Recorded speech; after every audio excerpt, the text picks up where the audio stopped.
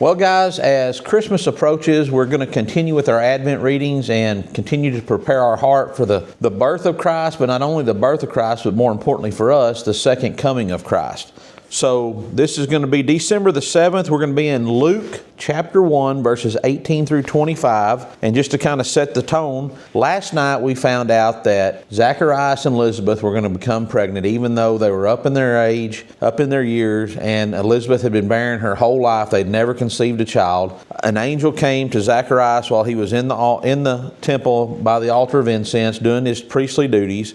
And that's where we're going to pick up in Luke chapter 1, verses 18 through 25.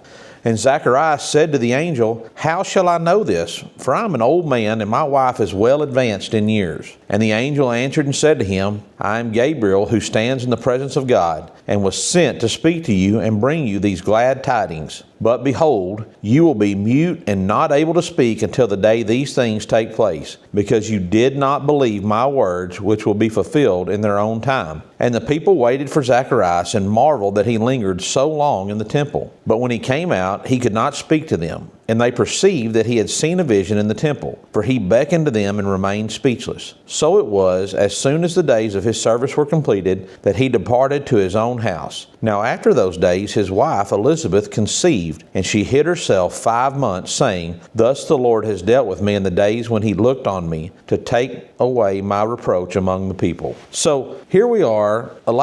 Zacharias sees this angel, and I think like a lot of us would do, the first thing he does is he hears this good news, but instead of focusing on what's in front of him and like, man, this is awesome, the first thing he does is questions like, how is that possible? Why is this going to happen? Instead of just accepting the gift that God has given him.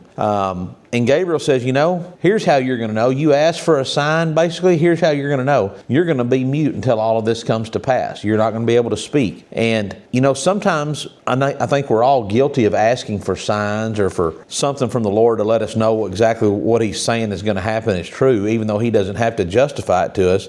But sometimes the sign or the signal we want from God isn't going to be the way we want it to be. Zacharias here probably was just wanting to say, well, man, God's good. He's going to take care of you. He's seen how faithful you've been and how faithful your wife's been, and he has a plan for your son.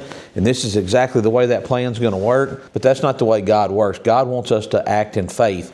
And Zacharias here had a chance to act in faith and say, man, this is awesome. I'm ready. But instead he questioned how it was all going to work. So just a little food for thought, guys. Thank y'all for joining us. Hope you make it back tomorrow night. We love you. God bless you. Y'all keep praying.